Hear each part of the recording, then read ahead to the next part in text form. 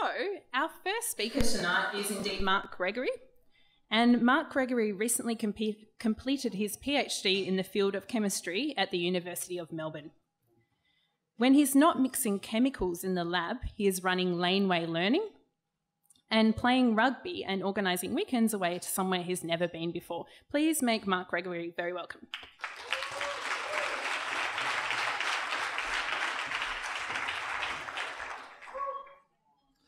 Good evening, everyone. Welcome. I've just realised after this introduction that I'm probably not going to give the most traditional Laborastory talk, so keep your expectations pretty low. When I first emailed Nat and asked about what happens at Laborastory, what do people talk about? She said, talk about your hero. Why did you get into science?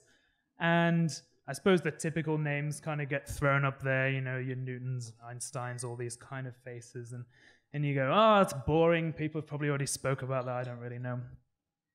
And then you go, okay, what's next on the list? Probably Nobel Prize winners. Yeah, okay, let's look through that list. And then you're like, oh, no, that's probably boring as well. People have probably spoken about all those people. And then I thought, well, what about the unsung heroes? The people that don't get the accolades that all these people do. And the first one that kind of came to mind is probably one that most of the crowd is familiar with, the Rosalind Franklin story to do with the structure of DNA. And then I was like, somebody's probably already spoke about her as well. I've got no hope. And then I thought about why do people get forgotten in the science world? Why do people not get the accolades that some other people do? And doing a little bit of research, I came across somebody that's actually you may well have heard of, Edward Charles Pickering. He ran the observatory at Harvard College back in the late 1800s. He was, very, very popular for his time. Everybody knew what he was up to, but there was a lot of names underneath that, and I think that's kind of similar to the modern day science. There's a big name at the top, and then the people kind of doing the work underneath don't get maybe the accolades that they could or should get. And back in this day, they were called the Pickering Harlem, lots of women that were doing a lot of the work in the observatory. So names like Margaret Harwood or Joanna Mackey, you probably haven't heard of, maybe Pickering you have. So it got me thinking about, so you have maybe a long time ago, the people that were the unsung heroes are maybe unsung because of who they are, or their gender, or maybe their social class. Someone like Mary Anning in the early 1800s was the first to discover dinosaur skeletons, but because of her social class and background, she never managed to progress herself into a scientific career. And it got me thinking about, well, wait, maybe unsung heroes, maybe that's changed over time. As we progress as society, we manage to make things a lot better for people, and women are a lot more prominent in the science world now, which is fantastic. I mean, we've still got a long way to go, but we're getting better for sure. And I was thinking, what makes an unsung hero? And I think it depends on your perspective. In the modern, field of research, we look at you're looking at a very complicated world. It doesn't matter what area of research that you're in, you have to have a very broad knowledge, especially when you get to a PhD level. And you can't just focus very solely on one thing. You have to be able to do all of these different analytical techniques, all of these different things. So to me, the unsung heroes are the people that help you through your studies. Maybe from the outside world, for people that aren't students, then they might tell me something different. It might be the students themselves or the postdocs that are doing the work. But to me, the unsung heroes are the lab technicians or the people that help you through as a student. In in modern world research, there's a lot of expensive and technical equipment, and you cannot let students anywhere near that without any kind of training at all.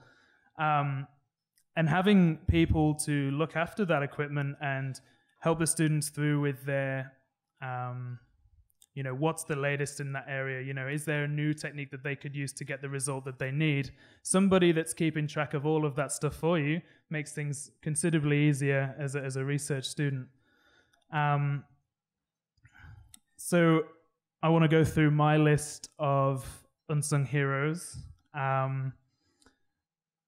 First up is a man called Hamish Grant, and he runs the NMR facility at Melbourne University. And I don't know if everybody knows what NMR is. I'm hoping that NMR is something that people know, but it's a regular thing that people use, chemistry people use. And Hamish Grant is somebody who runs the facility. It's got, 10 different NMR machines in there. He keeps them running, trains new users all the time. There's a lot of students coming through, making sure things don't get broken, sending emails around saying, you can't do this, you can do this, you can't do that. But it's also about him going to conferences, learning the latest thing about NMR, and be able to have that person that you can go to and say, hey, I want to know why this is happening. Do you have some kind of technique that can help me give that answer to the rest of the world? And that's the kind of unsung hero that doesn't get mentioned when you're talking about this person's done this amazing work, but maybe just had a conversation with the guy that was running the NMR facility, and he said, why do you do this experiment? And there you go, voila, you've got the magic answer to your questions. In the same breath, you could talk about Nick Williamson or Paul O'Donnell in the mass spec facility. They run multiple mass specs worth, hundreds and hundreds of thousands of dollars. Again, that you wouldn't want to let a student near without some kind of training, but it's the way that they can, they're in the know of what's happening. They know what machines to buy, they know how to maintain it, and it's always running spick and span when you go down there on a Monday morning ready to run your stuff. And the last person that I want to speak about is somebody that's been at the University of Melbourne for a long time.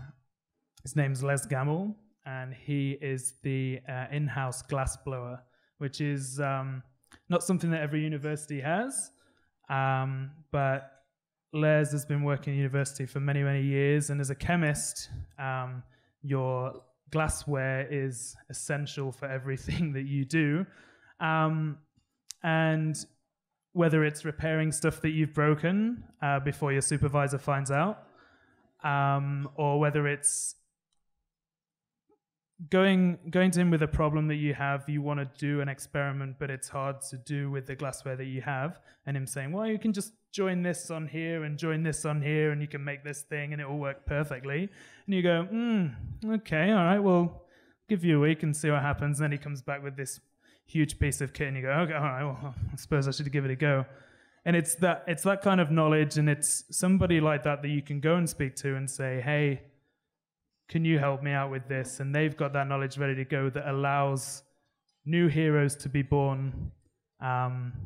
So thanks to all the unsung heroes out there. Hopefully one day we'll all become heroes because of them. Thank you very much.